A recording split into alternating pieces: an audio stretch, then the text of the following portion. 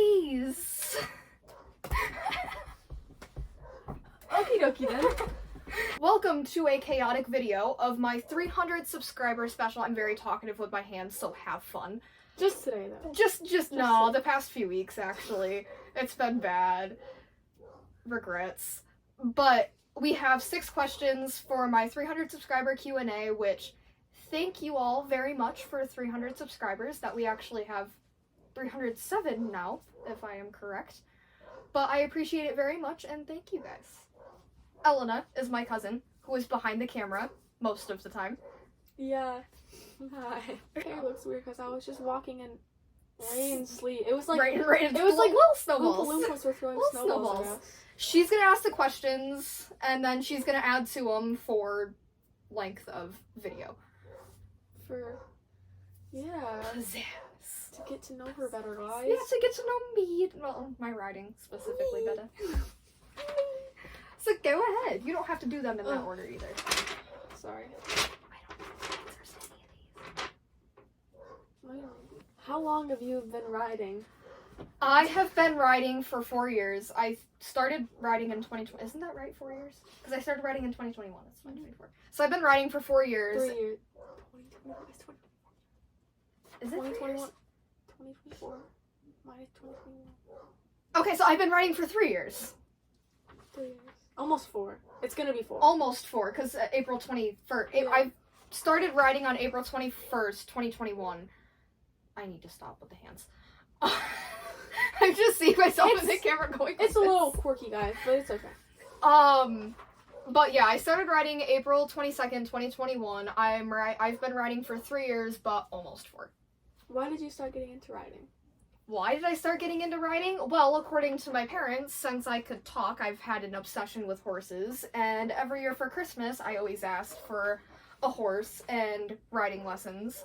And at, April 21st, 2021, that Christmas, I ended up getting some riding lessons, and I've been at the same barn since. And I've made a lot of progress, because, riding from 2 years ago, scary. Just a little. But my back has had a big effect on that, so we won't talk about that. Okay. Okay. I won't ask any questions about that. You can ask questions on that. Just we don't question the Bippity boppity boo, is that what we're doing here? bippity boppity boo. But we just don't question the scoliosis side of the riding. Cause that was not fun. And then I got Rudy and figured out that pockets are not a magical spot on your butt. Oh yeah, that was a whole conversation. That was a lovely I got called for this conversation. And we called the owner of the barn that we board at, saying that I figured out that pockets are a magical spot on your butt. They're, like your jean actual pant pockets. And so I've been riding like this. My whole Western riding start. Oh yeah, don't worry, it sticks out. You can push on it, screws up there. My whole, multiple, probably a year and a half of now, maybe almost 2 years of riding probably about 2 years of riding Western. I would ride like this because I thought a pocket was like a magical spot, on your butt. Crack? So, yeah. No, not my butt crack, just my butt. And it was just, it's chaotic. Okay. Sorry, I'm just stretching. You're fine. What is your favorite thing to do when you ride? Personally, it's doing just kind of the crazy stuff with Rudy, like doing some form of stirrupless or dropping the reins and letting him just go on his own little adventure into paradise. Or I've done stuff where I've stood up on him. With Blair, I did backflip off of her, but really bad. I do have a video of that, and I will for sure be showing that and becoming embarrassed as I edit this. But I have stood up on Rudy. I like to do around the world on him. I just like doing the random stuff at the end of our ride that I get a lot of enjoyment out of, and Rudy doesn't seem to care, other than when you do stirrupless, because it's almost impossible to do stirrupless on him. I have one video of doing stirrupless, because anytime you take your stirrups out, he thinks you're gonna die, so he pumps the brakes. That'll be fun on a day I accidentally lose a stirrup and Rudy just goes. Did Rudy, has he always been good with you doing, standing on him and stuff? Yeah, he kind of, he stays very still. He's never tried to walk off while I've tried to do that, which I'm very proud of him, because if he did, I definitely would fall, and I'd prefer not to fall into some sort of saddle horn or neck. So, but he's always been really good about it. He always puts up with my stupid stuff, so thank you, Rudy. Good horse. And Elena for filming the one clip that I'll put in this video. Except all the times you fall, I never get it on video. Yeah, except like, I fell not recently, but like a month ago, because my dumb brain decided, oh, his girth is tight enough, because I can't get it up more, and I didn't check it before I got on. And I went to go canter, got a couple canter strides in, and I don't canter him often, so I'm not used to it. I was English, so butt pad. And my saddle went swoop, and no one got and a so video. did she. Yeah, I did. I also went flying. Not really flying, but I definitely fell. And there was multiple people filming me just beforehand.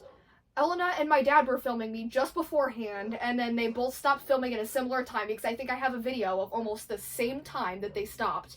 Or maybe even my dad right before, and then we didn't get the fall on camera. Okay. She gets all of the other really good moments on camera. It's just the bad moments that we never get on camera. Well, the good moments of the falls. In my defense, there was a horse in the barn, and they were biting her dad, and I thought it was like the funniest thing ever, so I was looking at that. No. I was preoccupied. Moo and my dad have a love-hate relationship. Moo has a love-hate relationship with everyone. It is kind of funny. It's funny just to look over and see my dad get launched across the barn because of Moo. I got my head smashed into a bar because of her. Yeah, that sounds about right. All's forgiven though. I love Moo. She's kooky. She's Moo. You know. Moo. Moo. She got beat up by Lady and Lou, though. Oh, also, Gambler's a menace to society. She got a bar put Gambler with Panda because Rudy was outside and pastures not too many again. So she, instead of doing 3 rotations, she went back down to 2. Moo went out with Lou and Lady, and Lou and Lady had to show they were boss first, so they put her in a corner and kicked her, and then we're fine. But Moo is now really cautious, which Moo almost deserves to mix up because of all the times she's done Rudy. So Rudy was sitting there at the gate looking for food. Because it's Rudy. But then Bar put Panda E out with Gambler, and Gambler and Panda fought. Like, Panda has a legit focusing spot for her withers, so Gambler grabbed onto her. He literally grabbed onto her withers and ran with her halfway across the arena as Panda was trying to run away. And now he has all this when he starts moving. Yeah. And he was being menace to society. And then poor E wanted to eat, but Panda got protected over Egypt because Panda didn't trust Gambler. So Panda kept E moving, and anytime he would move a step towards Gambler, Panda would make he go the other way. So poor E was able to eat for like 15 minutes until Panda was finally like, oh, whatever. And then they started eating. Barn drama. All because Gambler went to the other end of the arena. It's chaotic. And then you separate Rudy and Lou, and then Lou tries to be evil to him. Horses are pretty neat. They are. They've got quite... Like my dad said, imagine a herd of 100 horses. The herd dynamic of that. Seeing a group of 3 horses, or 4, but then imagine 100. 100, you say? 100. You show. I show. She shows. I put 100 horses on my bed. Would you like to see the herd dynamics? A collection of 100 horses. The collection. The collection. Okay, continue. How long has Rudy been jumping? Or have you guys been working on that stuff? It's a good question. I'm gonna say I started really doing jumping stuff with him probably, like, beginning of winter. Like, when we really started focusing on building up some of his jumping, but recently we've stopped because we've been teaching him to slow down on a lunge line, not jump. So I haven't done jumping stuff with him in a couple months, but realistically we've been doing jumping stuff with him throughout most of the winter, maybe even a little bit before I started working with him, but he's made a lot of progress since then. I know exactly who commented this too. That was my grandma. Thank you, Grandma! And thank you for commenting on all my videos. Wait, is that your dad's mom? Yeah. I like you! I like you a lot. I love it when you come to the barn. Yeah, you need to come up to the barn again, Grandma. But yeah, no, she comments on a lot of my videos now. She actually commented on one of them today. She commented on the Tadao edit. Tadao. Hit me like Tadao. I'll be like Tadao. Okay. Anyways. Continue. Alright.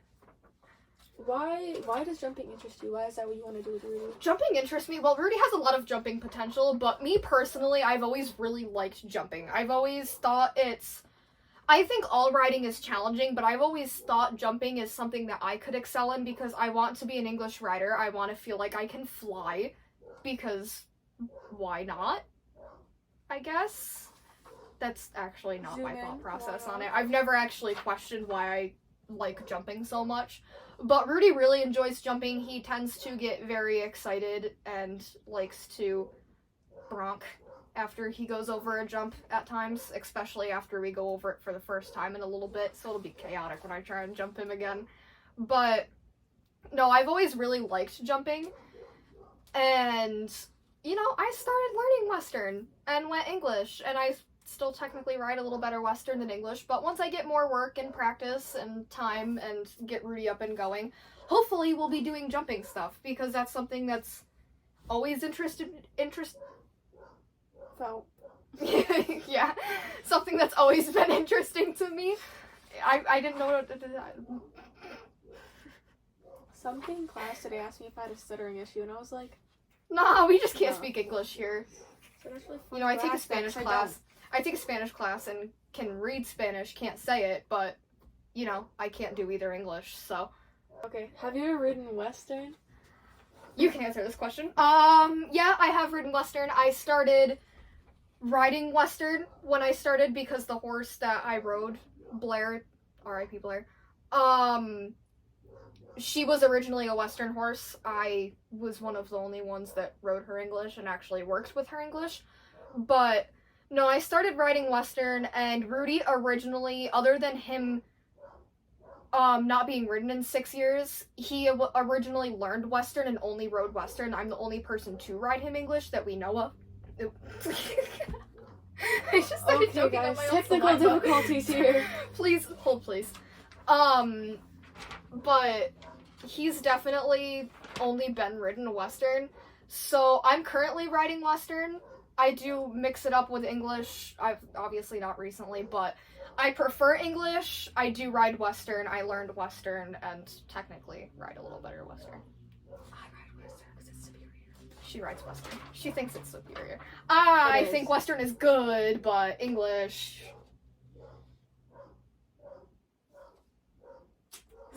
I will say English is elite. English is elite. English jumping looks fun because you're like English jumping. It takes such skill. So like, I have mad respect for people who like jump and do English sports because like you're literally sitting on like nothing. So it's like you're pretty much riding bareback with stirrups. Bareback with like stirrups. So I will say that. I need to ride Rudy bareback more. That's what I should do more this summer. Another question.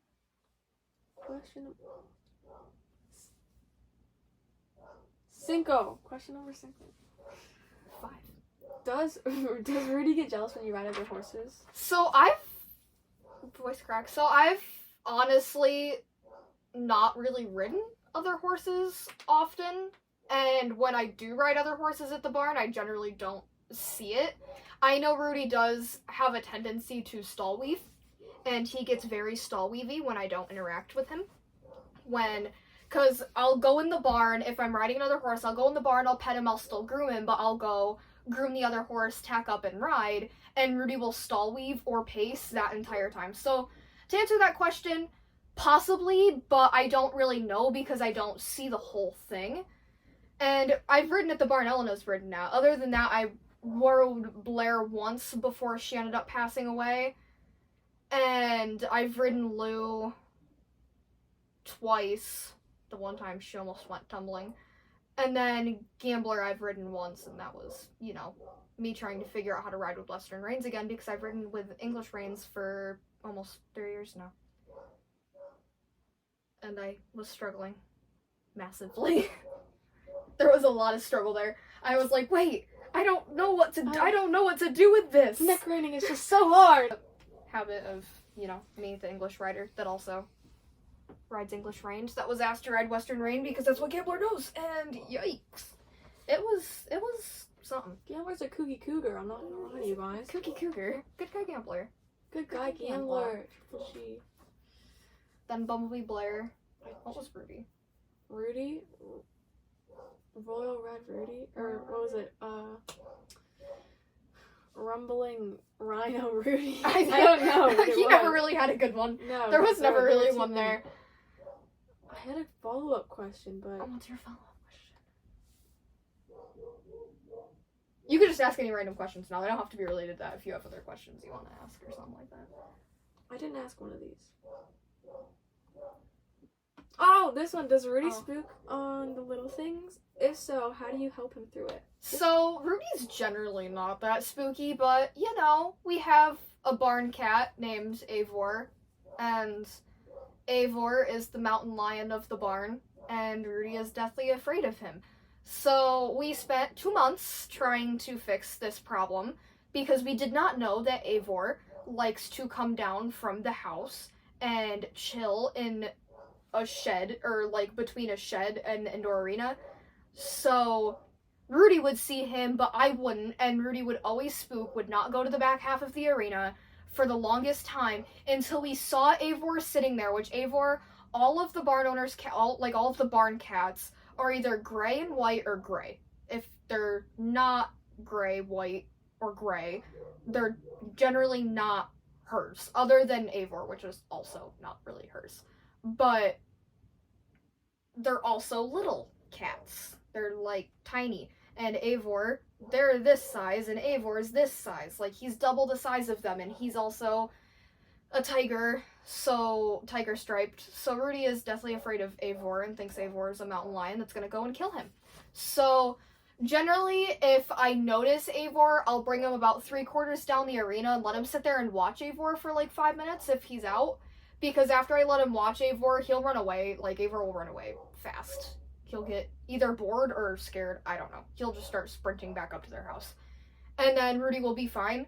But actually, recently, Rudy started going on this whole spooking rampage. Were you there that day? I don't know. Well, yeah, you were there that day when I was riding him. And he was being a menace to society because of Eivor. I haven't been down there when Eivor has been down there. Yeah. No. Who was down there that day then? But this was like sometime last weekish or something like that. And Rudy all of a sudden started spooking and taking off with me down the arena, did a whole like ballerina spin, started sprinting with me down the arena, and I finally got him calmed down, went back around, he spooked again, spooking, and we didn't fix that because I didn't see the cat. And then I was told later that Eivor was actually down there. I just didn't see him because he came tearing up to the house later. So, short answer is yes, he does spook at the little things. Specifically Eivor. And hoses and whips. Those are really his big scares. But what I generally do, the only thing I can help is the Eivor situation. It's just letting him sit there and watch it. The whip stuff, I just don't use the whips with him anymore. That's been a recent thing that we've learned. And with hoses, we just make sure to give a clear warning, and we just stay clear of that side of the arena if we're filling a water trough. And other than that, that's kind of his own solve, I guess. Got any more questions for me? Yeah, follow-up question. When Rudy spooks when you ride, what do you do to, like, calm him down, calm you both down after that kind of happens? Me? Depends. Honestly, depends on my capacity that day. Depends on kind of what happens throughout the day. If I'm just on a very chill type of mood, it's pretty easy to kind of get myself out of it. Me and Rudy are both overthinkers, which kind of sucks. That's our biggest weakness when it comes to riding, because I'm an overthinker and he is too. And he's also very sensitive. Generally, what I do is I'll continue to kind of walk him around for a little bit, and he'll eventually get over it generally, but when he goes by something that might spook him, I'll generally pet him, or I'll pet him the whole time around the arena, and I'll tell him he's a good boy the whole time. Yeah, this is me petting Rudy, by the way, guys. But he's definitely right here. Yeah, definitely right there. That one trend that's like... But no, he's been spooky some, but like I said, all I do is I'll pet him, tell him he's a good boy until he kind of calms down and gets over it, and it'll calm myself down talking to him, because it'll eventually, like, I'll kind of think about talking to him instead of think about the situation that's happening. And once I calm myself down, it tends to help calm him down, because he very much picks up off of my emotions. Like, if I'm angry the one day, then Rudy's angry. If I'm scared, then Rudy's scared. If I'm nervous, he's nervous. Stressed, he's stressed. So I have to make sure to calm myself down first, and then move on to him, or even try and calm ourselves down at the same time. because he won't calm down if I'm not calm down. So I have to work with myself and then the horse. She has to co-regulate a horse. Uh-huh. Sensitive soul. What made you want to get Rudy when you met him? What made me want to get Rudy? I honestly felt like there was a instant kind of connection there. Like, Rudy, from what we know of, sat in a pasture for 6 years, and I don't know what he did at the barn, like, at his barn before that. So, honestly, I just thought, like, walking into the barn, he was the first horse I ever looked at. Knowing that I was outgrowing Blair, I wanted a horse that I knew I could improve on and possibly even learn with, so I kind of liked the fact that he was still, you know, needed to be restarted. I was going to say green, but he needed to be restarted. So he was definitely a bit out there for me, being someone that's only ridden at that point for just under 3 years and still had a lot of work to be done with my back and stuff like that, with riding improvements. Like, I was really struggling with that then. But I figured at that point, Rudy can help me and I can help him. And I felt like there was definitely a bond there that I couldn't say no to, and I didn't know if I was gonna hit an opportunity. Yep. An opportunity. I didn't know if I was going to have another opportunity like Rudy where I felt like there was some sort of instant connection there. So it was definitely, it took me a couple days to 100% say yes, just spending time with him, because I knew he was going to be a lot of work. I had met Rudy a year beforehand because he had abscessed, escaped his barn, and ran to our barn because the barns are close together that he used to go to. Well, pasture, technically, I think. There might have been a barn there. I don't know. But it was definitely nice knowing that I had met him already, and I had already have interacted with him, knew his personality, so, like, I knew what I was getting into with him, which was kind of nice. And also, I have never mentioned this on here, but the first night we got Rudy... Oh, I remember this because I was there. The barn owner told us that when the original owner tried, because the two places are so close, she was just gonna lead him up the road to our barn, like the barn we board at. And Rudy ended up getting free and running up to the barn and waiting for the owner of the barn for a couple hours. So, like, at that point we said, like, he knew there was supposed to be something happening. He knew exactly where he needed to go, and he knew it was going to be something definitely that he seemed somewhat excited to do. Granted, that might obviously not be correct, but I can tell you that horse understands English, so if the original owner told him he was going to meet someone new, Rudy loves people, so he could have known. Because, you know, you tell Rudy 5 more minutes and we're done, and 5 more minutes and, you know, he's genuinely done. So I do think he understands English very well. But yeah, it was something I couldn't pass up with Rudy for sure. I'm thinking of stuff. Not the flying hair. Oh, ow. Does Elena have any more questions? Oh, it's only 4:30. That's kind of nice. What's been the deal at the barn lately with, like, your new discovery and stuff? What's that? What's that like? What's going on there? New discovery of what? The whips? Yeah. Oh. So Rudy's making a lot of progress. So the one day, I did post a short on it, but the one day, really recently, I'd realized I've always known Rudy has never been a huge fan of whips. I don't know if something happened in the past at not even the barn he was at before, like, not even the owners that owned him before us, but even the owners before that. I really don't know if anything happened there, or if he's just always cautious around them, but he always has never been a fan of whips. He does like attempting to destroy them, because I have been informed that he does take all of the whips out of the whip holder and drags them across the arena. Because none of the other horses at the barn do that, and then Rudy magically appears, and now there's whips all over the place. So, and hoses. Because remember the one really long lead rope and hose we found in the arena the one day? That he was trying to hit Zim with? No, the ones we were with, it was the one day we were with, the other person. Wait, but is that like the time he pulled it down and he started swinging around and hitting the cat with it? No, that was like 6 months ago. This was before he was even in the arena. We were just chilling in the arena because we did barn chores. We were waiting for the horses to finish eating, and we found a really long lead rope and a hose. And Rudy was the one that dragged those in. Rudy, who knows where they came from, but he found them. No. Also, the hook that hangs down near the hay elevator from the ceiling. There's just a big rope and there's a hook attached to the bottom of it. Look, the only time I've ever paid attention to that hay elevator is when I almost got a bale of hay dropped on me, okay? So, well, you know where the hay elevator sits. Yeah, there's not a hook there. It's like a rope it's a long, I'll have to show you today when we go up to the barn.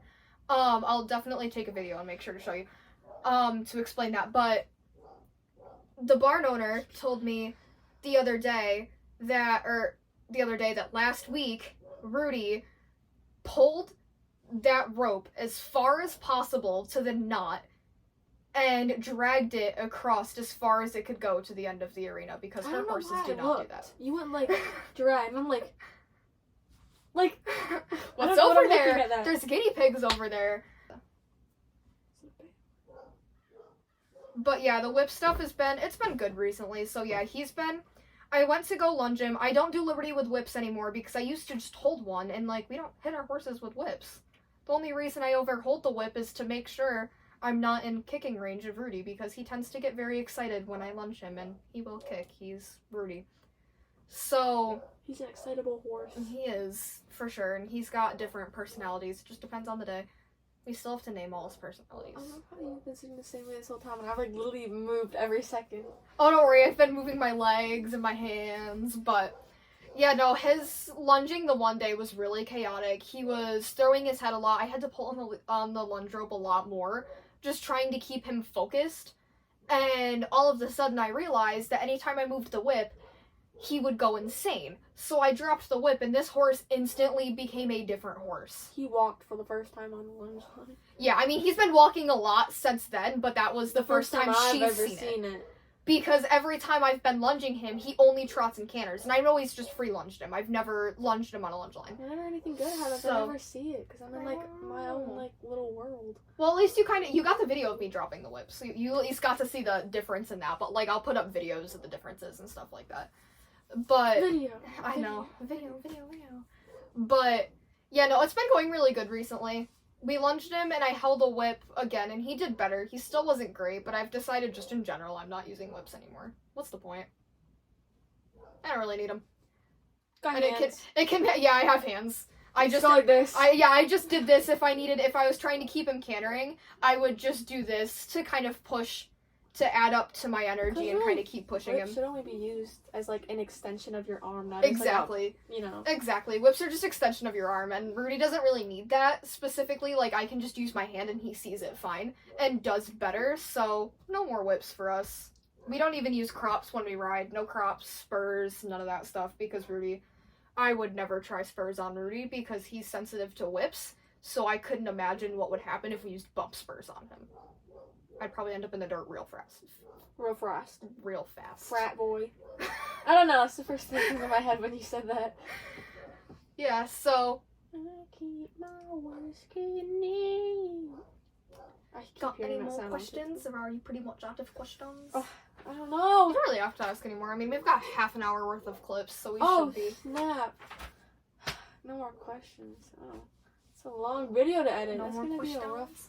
Bye! You should do an outro. Well, thank you for watching the video and the complete chaos of me attempting to answer questions asked by Elena and other people as I try and explain them while I was... Really in-depth. Yes. While I was pretty positive, I was looking out the window half the time, so don't mind me not actually looking at the camera. Just completely ignore that. It's my first time actually talking to the phone for more than 3 minutes. And... I just forgot Athena's barking in the background. Don't mind the dog barking in the background. It's Athena. Have fun. Tally-ho. Tally-ho. What was that? I don't know. So, thank you very much for watching. Thank you again for 300 subscribers. I got the lean going. Gosh, dang it back. Yeah, thank you very much for 300 subscribers. I hope you enjoyed, and I hope I answered your questions well enough and didn't get too sidetracked. Thank you, Elena, for asking questions, and thank you everyone for asking questions. But I will make another long form video at some point when I actually have the motivation to make it. But thank you very much. Have a great rest of your day or night when you are seeing this. If you have any other random questions, I'll answer them in the comments below. This is a really long outro. Below. But they're gonna be down there.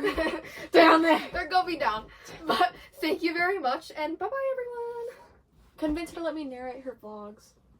I do need to let her narrate my vlogs.